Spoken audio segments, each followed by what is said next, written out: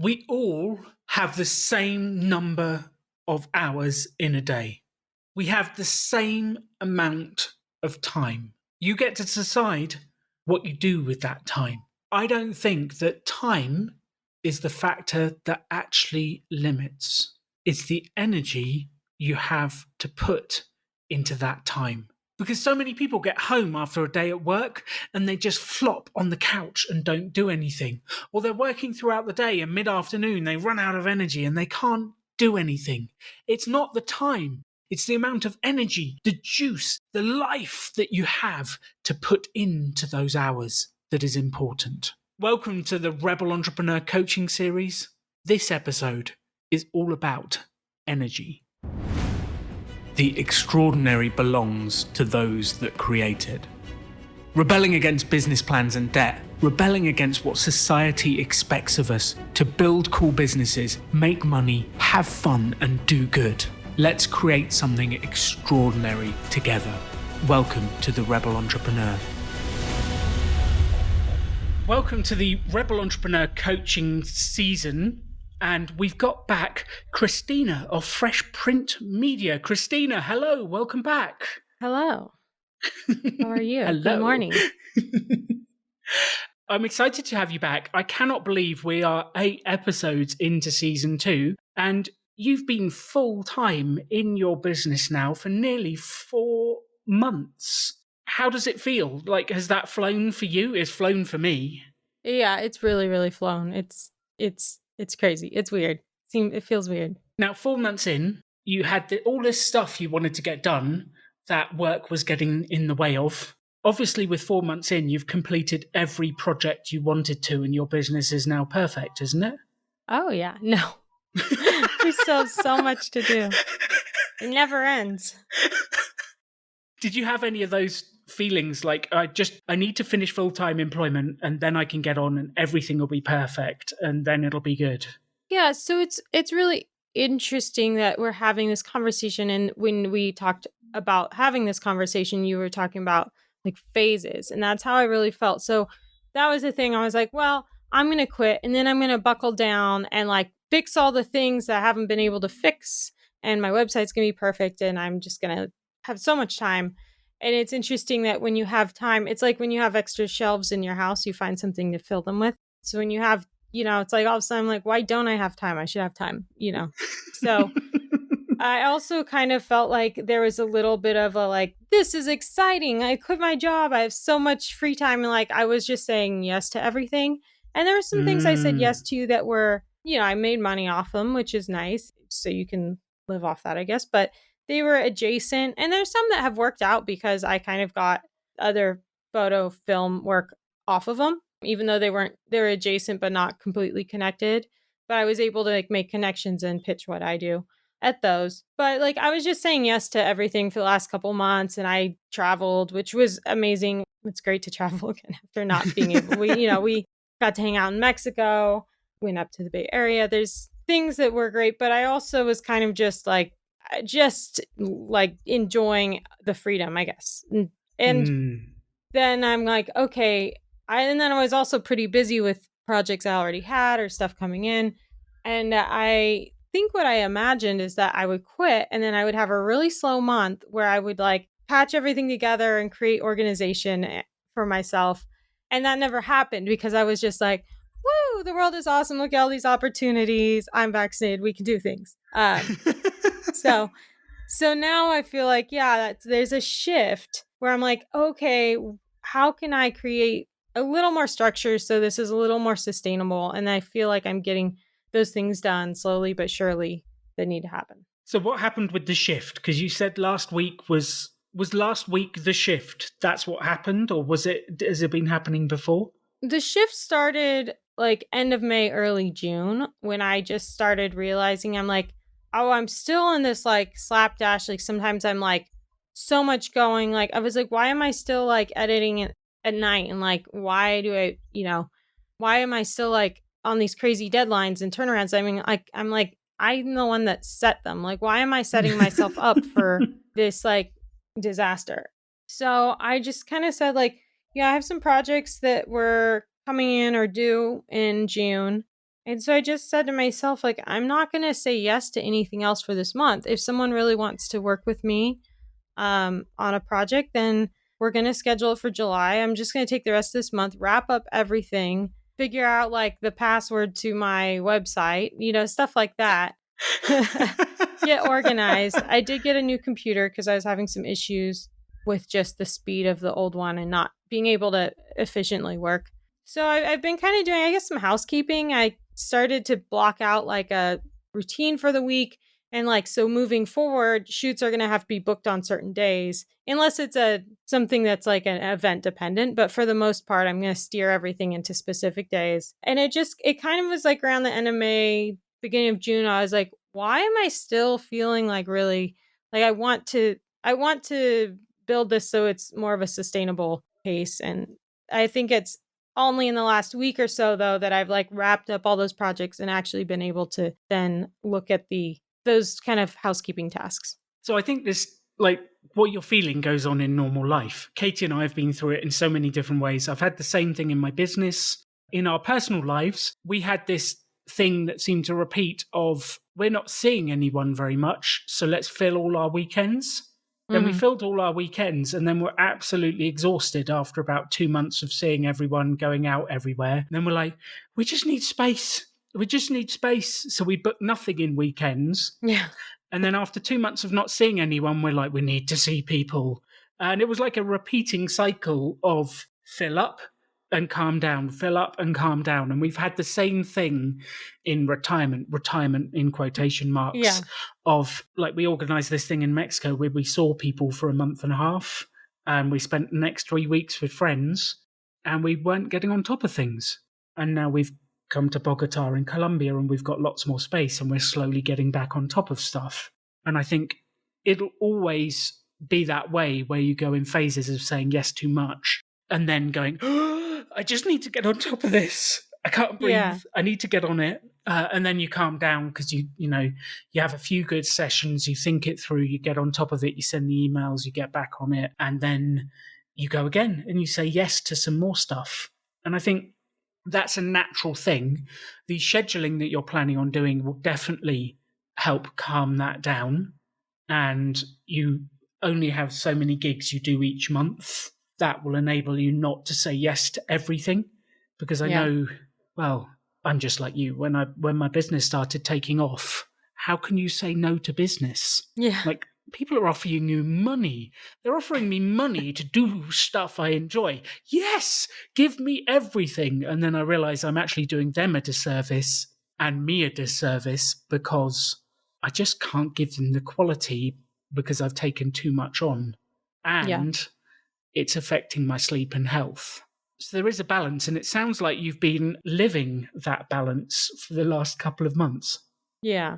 That I feel like I've been tending towards the too much and the yes and the overbooking. And it was fun and exciting because I was like, oh wow, this is the first time in forever that I have the freedom, and also the world's opening up a little, and so there's actually things to do. So it was really exciting and fun, and I'm not mad about it. I'm like, okay, I want to like be intentional and like just be aware of that and seeing, ahead of time, be like, okay, am I getting a little out of whack? Is this too? I think being able to identify it like helps to create parameters. So what was the cost of saying yes to everything in the way you felt and your energy last week? I think the cost was, I think if you look at purely finance, I think sometimes we say yes to things that like, you're like, oh, I'm being paid, but you're like, okay, it's a short-term paycheck for a certain amount, when really just doing this other stuff, even though I don't see an instant return on it, will in the long run make me a lot more, like the cold outreach and the marketing for those like bigger jobs. Doing a lot more work there, like you don't see a return right away.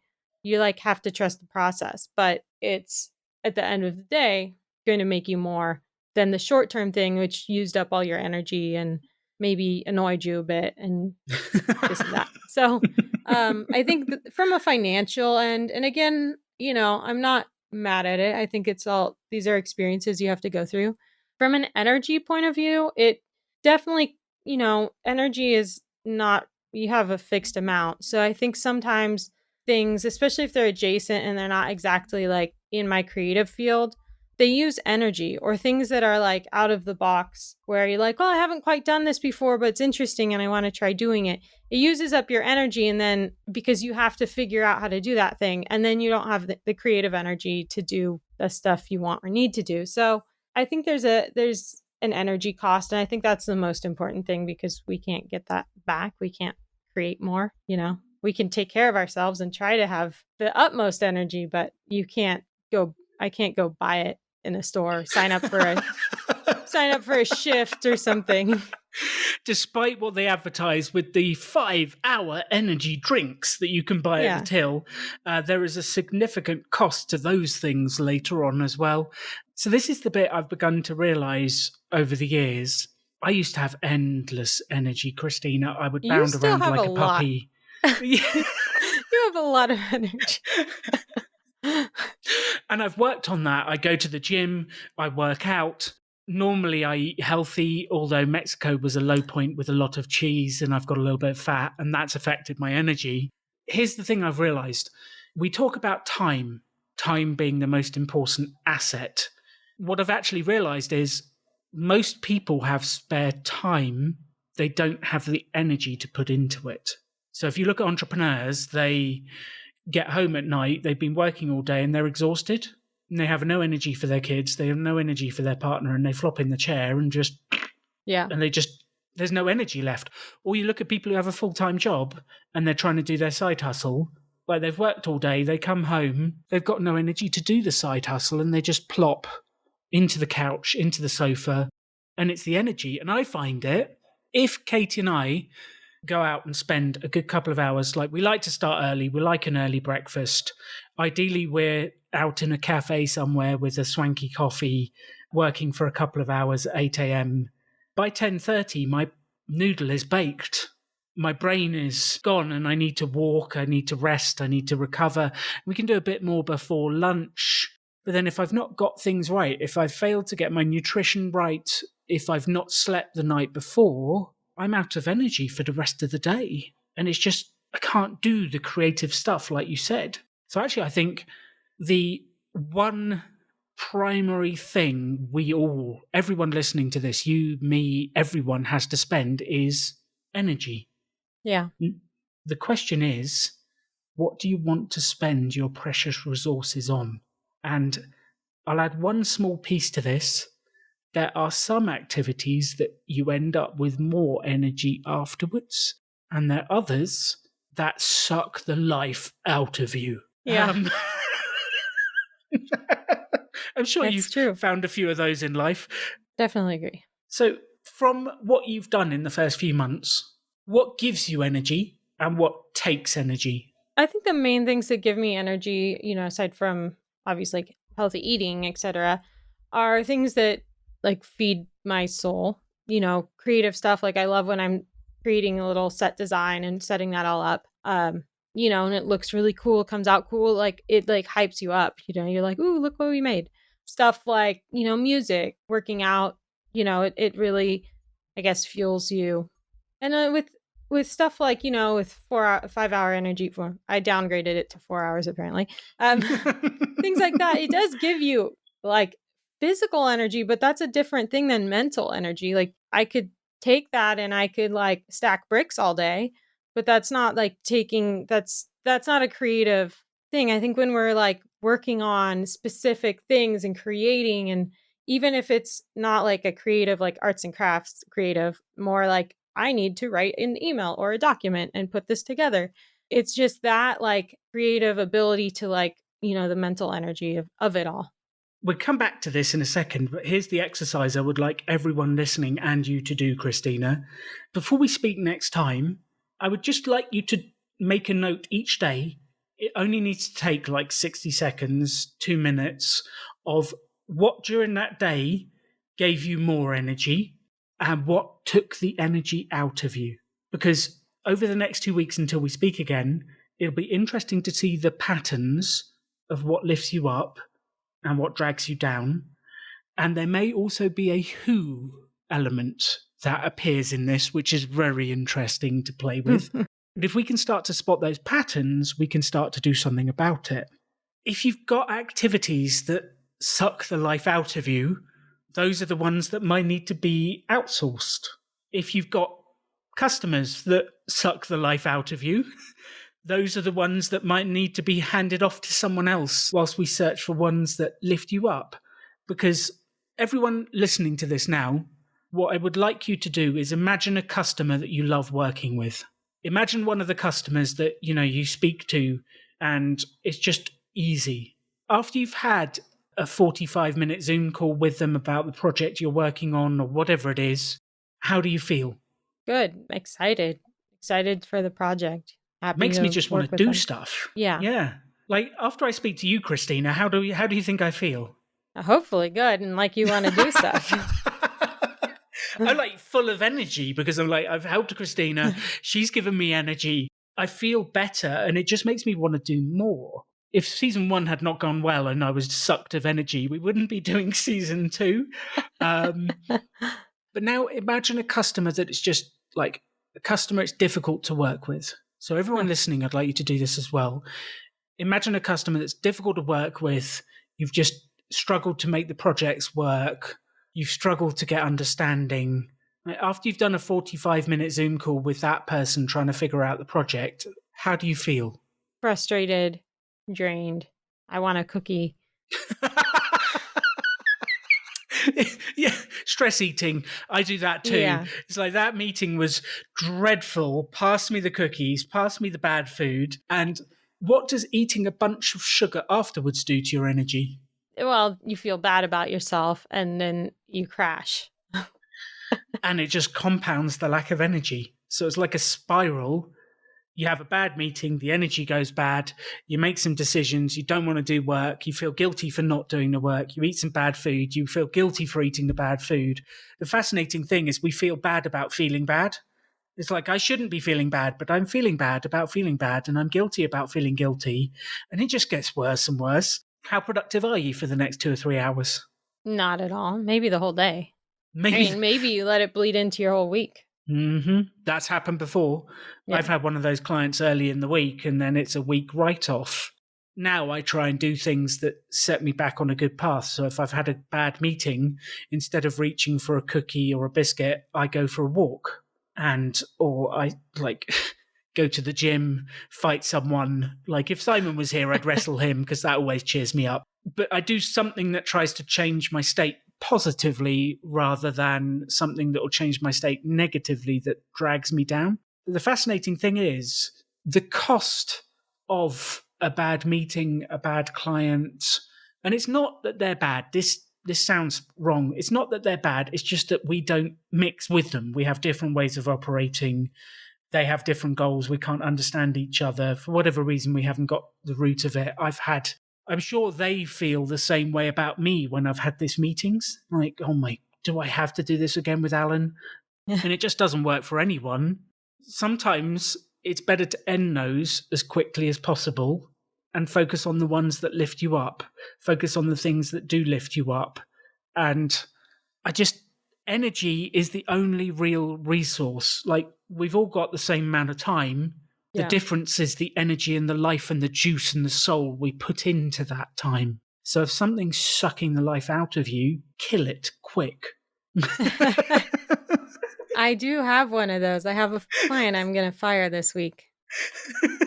I'm not sure how, but we're going to do it. Well, it's an interesting question, isn't it? Like, how do you fire a client? How do you go forwards? I think how I've done it in the past is just soldier through, try and get it done and then leave. And that's not always the best way to deal with it. Yeah. What I've learnt as I got older is to tackle things up front.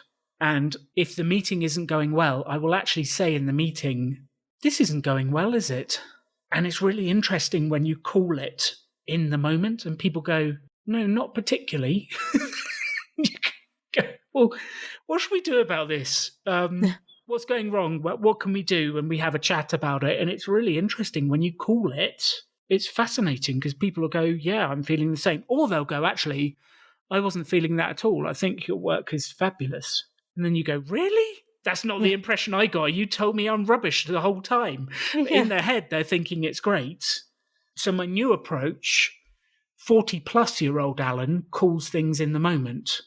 Late 20s, early 30s-year-old Alan would avoid it at all costs and just let it carry on, and it would affect his energy for weeks or months, depending on how the project Yeah, it's like lasted. a little rain cloud over your head. You're like, this thing's pending. And like, I'm of the soldier through variety, probably like, I'll just finish it. Well, and we'll poof. Like, but they're not even sending me the things that I need to finish things. So it's like, it's an impasse. So yeah, it's like, it's weird how it like sits over you and you're like, oh. And what does that do to your energy? That rain cloud that sat there in the back of your mind.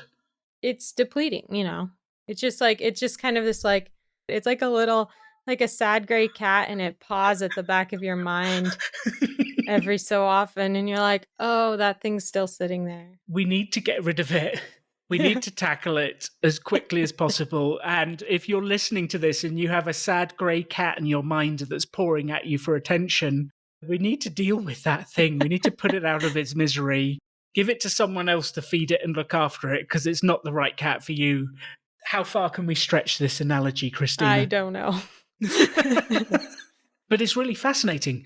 There are clients that lift you up. There are people that lift you up.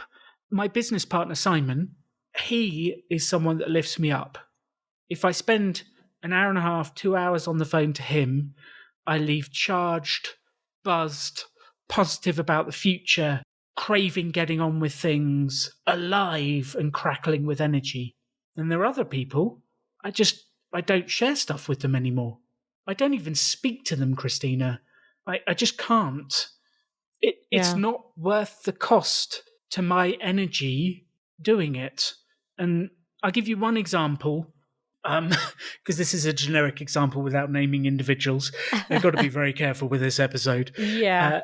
I went to a national government conference for helping people back to work. And as I arrived, everyone was in grey suits, and I was in jeans and a polo shirt. And the energy, I don't know if you've had this. Can you go into a place and you just feel the energy of a space? You just, like, almost as soon as I got in there, I was like, I need to leave. Yeah. And I stayed, I sat through a few talks. The talks tired me out. I felt like this was a world I should be in, but I also felt like I wanted to run away from this world. I felt like I had something to offer, but I struggled. And after about 2 hours there, I rang Simon and said, Simon, I can't do this. I can't do this. And he said, Alan, you have my permission to leave. And I actually needed his permission to leave because I was forcing myself to stay at a cost to my energy. And I would have been better off leaving and making phone calls, sending messages, writing emails, doing anything other than that. I couldn't do it. And sometimes you need permission to let go of something that is taking away your energy. Yeah. So if you're listening to this, Christina, you have permission to let go of things, because there's this strange thing in society that we must follow through at all costs. Never give up. Follow through at all costs. Doesn't matter how much it hurts. We will get it done. Life doesn't always have to be like that. We can say this isn't working. Yeah, I agree. And if you're listening to this and you need permission, you can message me. I'll write you a permission slip. Because I've been in that place where I literally need someone else to tell me, no, it's okay. It's okay. This one can't be won. Just let go. And sometimes they can be won. Sometimes they can be turned round. And I do think it is important to tackle them like head on. So this particular client you're thinking of, the grey cloud in the back, the grey cat in the back, like just tackling it and speaking to them and going, look, this isn't working for either of us. Yeah. Like that's kind of just going to call out what is going on. And if the end of the conversation is you need to be free to go off and do what you're going to do, and I need to be free to go off and do what I'm going to do, pay me for what I've done to date, we'll move on with life. And then like, or it could be like this project I don't feel like it's working for you. Do you want to change? Do you want to start again? Should we just like stop here and start again and see if we can create something better for you? Because I don't feel like it's giving you what you want, is it? And it'd be really interesting to have that chat. Once you've had that chat, you have complete permission, if it doesn't go well, to just get the hell out of there. Run. Yeah. Leave it. Yeah, I need to have that chat. That's on the docket this week. I think where we're going with this and what's important is what increases your energy and what removes your energy. Because there'll be certain things that leave you buzzing, set you flying, you get stuff done, you feel good. And there are other things that drag you down. And you don't know which it's going to be until you've had a go. So you've got to try stuff, you've got to have a go, but then we need to notice it. So the homework for everyone listening, including Christina, is what lifts you up and what drags you down. What gives you energy? What takes energy away from it? And I want you to be specific, because there is a danger of gross generalization here that says Zoom calls suck the energy out of me. Well, is it all Zoom calls? Is it? Because sometimes they can be fun. Depends on the person, depends on the energy. And gross generalizations can actually trap us. So the specificity of it was at this time of day, or it was after I'd eaten this food, or I didn't sleep that well the night before, or, I had an argument with someone, or whatever it is, it doesn't matter. But or it's it was the a really specificity. boring meeting. Yeah.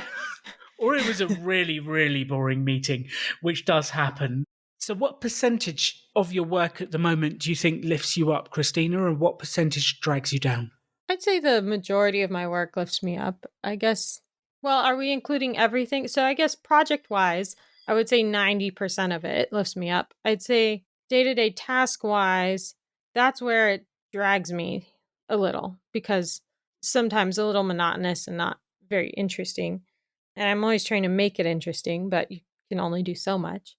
So, like Instagram is one. Like doing Instagram, posting consistently is just a nightmare. So I do pay someone to assist me with that, which has been a great, great thing. And so I'm hoping to soonishly maybe have her or someone else take on a little more of those tasks that I'm bad at or that kill me. So does Instagram bring you any business? Yes and no. It works for me in two ways. It's like a living portfolio, especially since my website hasn't been super, super up to date. It's been a good way to message and connect with companies. So I do get people that find me, especially as we've talked about in previous episodes, like digital life and being more. I've applied some of those same thoughts to my Instagram as far as updating what my profile says so that I'm actually showing up. If someone's looking for photographers, like I have a better chance of like popping up. So I've applied some of the same kind of ideas that we have talked about with Google My Biz to Instagram. And so that's a process, but it works for me in two ways. I think that eventually, I will get more clients off of it, but it's also been really great to use as this like living, breathing portfolio. The reason for asking the question is quite often in business we have these shoulds. I should be on Instagram. I should be doing Facebook. I should be doing this. And I always like to ask, is it actually benefiting you? And it sounds like this one is, but there's some things on your list of stuff to do that are shoulds rather than actual benefiting you. And I guess the shoulds I would take off the list and put on the someday maybe. Yeah. And strip it back to the things that are, this will directly build my business. This I'm excited to do. And actually, you have options in marketing because you can win customers in so many different ways. You can send out cold emails, you can do calls, you can do Instagram, you can send out messages through Facebook, we can do the Google My Biz stuff, we can work on your website. There's so many different things you could do. And they're all important in quotation marks, but like you can choose which way to win business. And I remember very early on in my business, I went to two mentors for help. One told me the only way, and he was very strong in this, the only way to win training business is to do cold calling. There's no other way. That gets you straight through the decision maker. Cold calling is the way forwards. You're wasting your time doing networking. That's what everyone else is doing. You're wasting your time doing all this other stuff. And I went to see another business mentor who said, the only way to get training business is through networking. Everyone else is cold calling. They have farms of people cold calling. They're all doing that. You can't stand out that way. The only way to do it is networking. I spent the next 2 to 3 weeks doing nothing in a quandary of what do I do with my life until I realized that it's what fits with your energy, your personality, and what works. And I've won a huge amount of business through networking, and I've won some business through cold calling. And at certain times of my life, I'm better at different ones. Now I believe cold calling is far more direct, and I like to make phone calls because I actually speak to people. But in the past, networking has been far easier for me. Like I actually get to see someone face to face and chat to them and make friends. And I think there's no right or wrong answer. The only way you lose is if you don't do anything. Yeah. The way to win is to choose the one that excites you and get on with doing it. So there are options. So if we look down your list of things and we go, what will give you energy? What excites you? What could be fun? Let's focus on that. The only caveat is don't use it as avoiding the work that really needs to be done. Yeah. But if it's a choice between two activities that will bring pretty good results either way, pick the one that lifts you up. I'm going to be honest. I have not done any of my video marketing outreach. And really, it's because of all that, because there was like so many, oh, I should do this, should do that. And then I just didn't do anything. And I think also I had this fun idea for it, but I had to get supplies. And it's turned out, it was like, I overcomplicated things. And so I'm like, okay, I just made peace with like the last week about like, you overcomplicated this.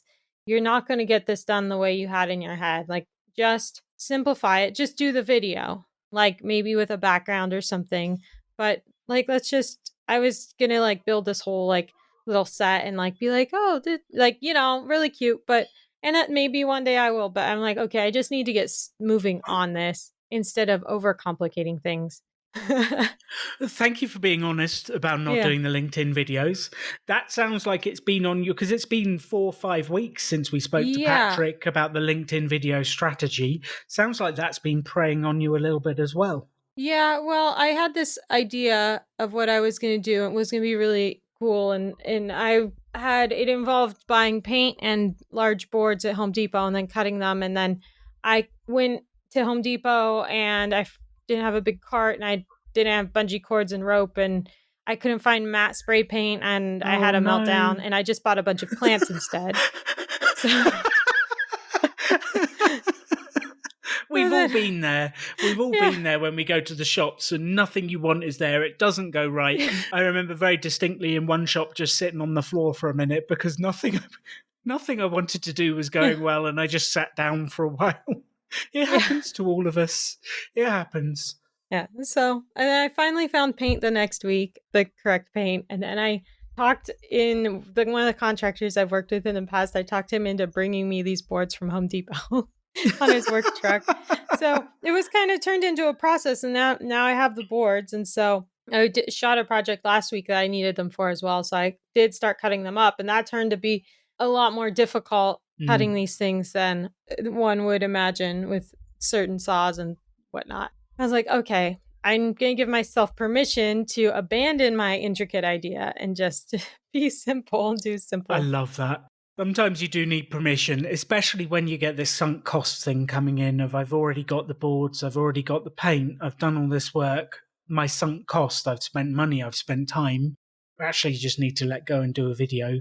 And I think the expression from the Rebel Business School that Simon and I always repeat is done is better than perfect.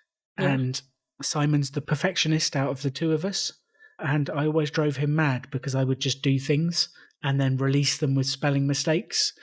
But they'd be done and I'd win clients before he would even have spelt something correctly. And it drove him batty and he would have to run behind me fixing all my mistakes. Yeah. Well, you can always go back and fix the spelling. So. Exactly. Like, people are going to hate this. If you're a grammar Nazi and you're listening to this, I don't really care about spelling. I care about getting it out into the world and making sales and making the world a better place. And if it has a few spelling mistakes in it, then never mind. And the grammar people will say, well, they won't take you sensibly. They won't take you seriously if it has spelling mistakes in it. Well, some people won't. But I will have already won customers and done is better than perfect. And we're never going to have the perfect setup. We're never going to have things. We just have to do stuff. And I know exactly what you mean because things get in the way for me sometimes. I'm like, I want this to be this way. And I have this vision in my head of how it will be. And then I struggle to make said vision come true. And eventually I have to just let go and just do what I can. Yeah. Some people call me slapdash for doing that. But I tell you But I what, mean, I look what built a you've £1 million gotten done. business doing it. It is interesting, isn't it? It is interesting. So what else is stuck there on your list, looking at you going, you should be doing me, but you've not done me. Why not? I think anything that I've overcomplicated. The videos was a little one that was like hanging over me, and then that because like I said, I overcomplicated the whole thing, and then that stopped me from really doing a lot of anything in the marketing realm. I mean, there's a lot of shoulds that I'm trying to ignore. Some people that do what I do are on Pinterest and here and there, and I'm just like, it's not something I've on. I use it for like storyboarding, like planning up shoots sometimes to pull images for planning, but I'm not a big user of it. And it would just be a whole thing I'd have to get into and learn and figure out. And then that's another one you have to like consistently either you have to be scheduling pins or pinning them. And I was like, okay, like maybe someday like I'll add that in. But right now I can't really handle that. I love that. That's a fantastic decision. And I would actively take it and write it on the someday maybe list because Yeah. that allows your brain to go, okay, I've written it down. It's comfortable. I can take it out of my brain and I can let go of it. And then I can focus on the other stuff. If it keeps coming back to you and every week you think, I should be doing Pinterest, you're holding on to it. It's taking a piece of your energy. It's taking away from you making progress. We need to find a way of helping you to release it. Like, I don't know, put it on the someday maybe list. Tell someone that you'll get back to it. Stick a calendar reminder for 6 months' time so that your brain is comfortable. In 6 months' time, you will think about it again. And Yeah. until that point, you won't think about it. So in 6 months' time, I will think about Pinterest and I will make another decision. Yeah. And then at that point, you might go, I'm going to push it out 6 months and that's okay. Or you might think I'm going to get on with it. But you need to do whatever you can to get it out of your brain, to get it away from your energy, because every one of these shoulds is taking a little piece of your psychic energy away from doing what you really want to do and having fun. Agreed. So, what can we do to help you have the best week this week? Because it's now Monday. What do we need to do to help you have the most fabulous, productive, fun, engaged week where you feel on top of the world? I think, I mean, just being aware of the energy is a big help in general already. Being aware of what is good and what isn't. I think the permission to do things simple or imperfectly, but just do them. You have my permission, Christina, to do things Woo! imperfectly. Done is better than perfect. Let's just get a few things done, feel like we're making progress, and then we can refine on the way. Oh, and also I want to let go of this client because that'll be a huge, huge thing for me. How are you going to do it? That's a good question. There are some things that are breach of contract that I'm going to point out because we've already had meetings and we had like this is oh well, there's things that are in the contract that they've continually done the opposite of or not listened to. So I'm going to bring those up. I have someone. This is actually not even a photography project; it's a website project. And after this, I'm not doing them anymore. I think this was the last one. But I have someone that I was like, if people still come to me for them, I'm going to give it to them. So I think what I'll do is I'll be like, clearly this isn't working. It's been 4 weeks now that you haven't, there were certain assets they needed to send me to finish this project. And it's been every week me going, hey, I still haven't received these from you. And I'm like, look, it's 4 weeks now that you haven't sent over what I need to finish. These are the breaches of contract that have continually happened, even though I bring it up. And here's someone that I think might be a good fit. I think that this website is functional and it works and you're using it. So, I'll keep the deposit, but I'm not going to bill you anymore. Here's someone that you can use to help you finish up those things that if you so wish to. At this point, it's been a month. It's like, are you that invested in fixing these things? I don't know. So I think I'm just gonna try and lay that all out. One small thing is, as soon as you use the term breach of contract, what's that going to do to the other person? I probably won't use the term breach of contract because it sounds scary.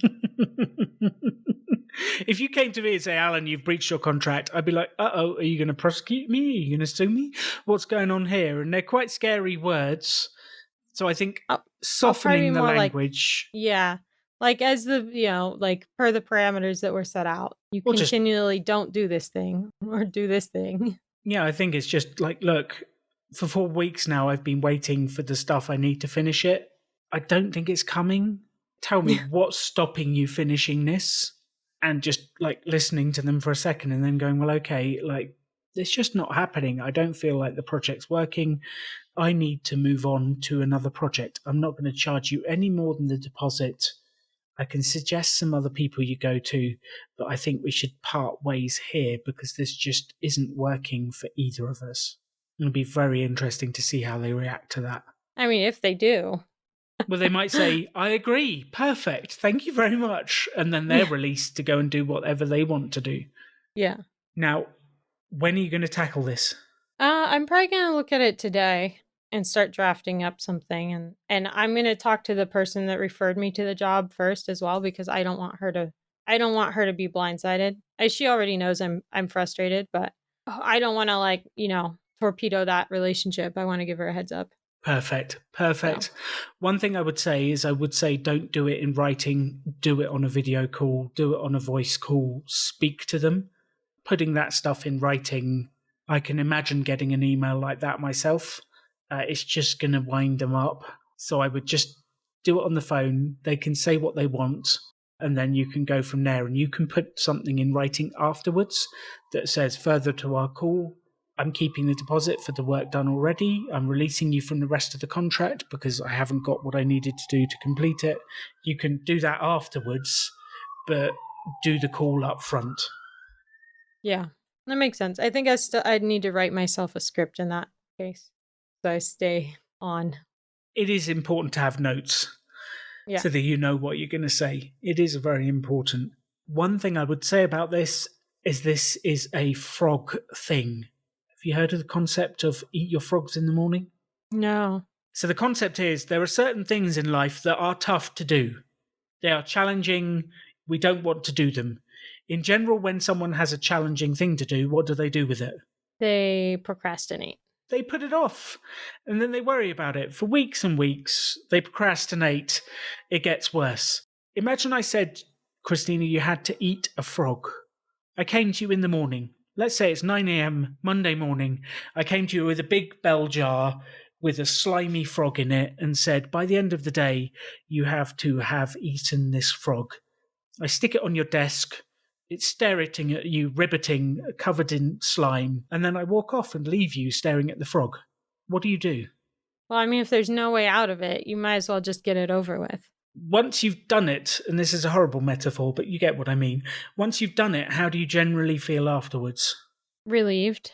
And I used to have this frog when I was working for the landscape company, and my frog was, at the end of every season, the grass stops growing, the trees stop growing, you have to let a certain number of team staff go.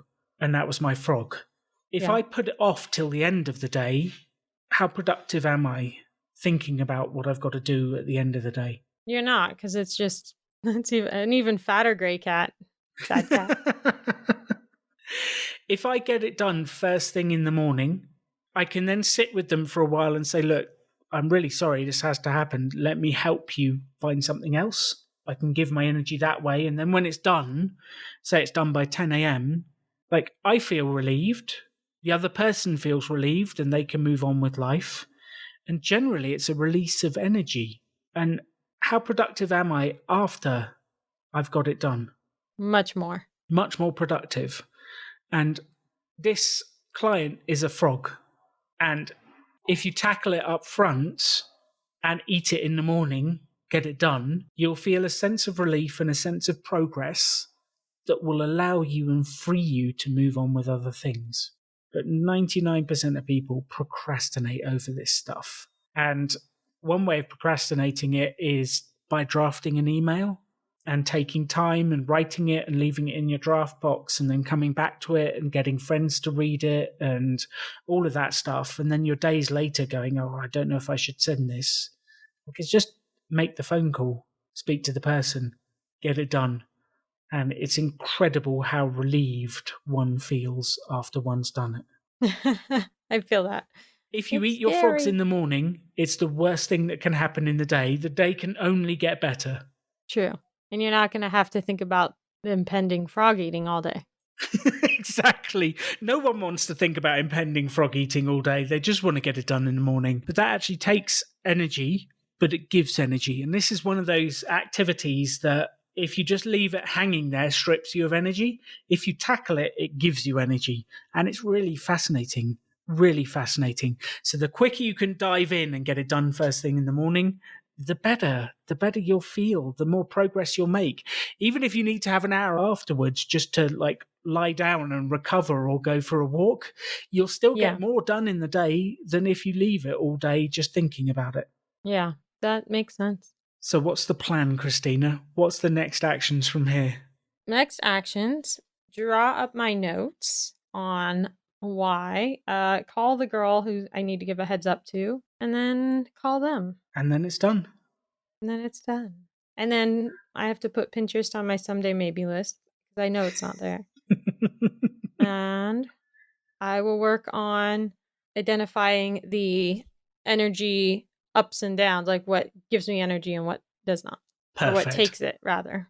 Because there are some things that strip you from energy and there's some things that leave you higher than when you started.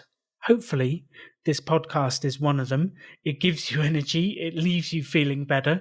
And that's the plan, is to leave us inspired to do more and give more energy. If you're listening to this, you have exactly the same homework as Christina. Number one, you probably have a frog that you need to eat. Something that needs tackling, something you've been putting off, something you just need to do. If you've got one of those, do it now. Just get it done. Whenever you're listening to this, you will feel better having done it. The second piece of homework is just for the next week or two, figure out what gives you energy, who gives you energy, and what strips energy and what takes energy away. And then we can start to mold your week to include more things that lift you up and remove the things that take energy away. We all have exactly the same number of hours in a day. The question is, how much energy, life, soul, and juice do you have to put into those hours? Preserve it, because you only have so much energy. Do the things that give you more. Put the energy into the hours. Have fun. We're not just doing this to make money. We're making money and having fun. So let's get more energy out of our days. Woo! You can have any life you want to. Choose to build something cool. Choose to take action. Choose to work to make your dreams become reality. Stand out. Be different. Be yourself. Be a rebel entrepreneur.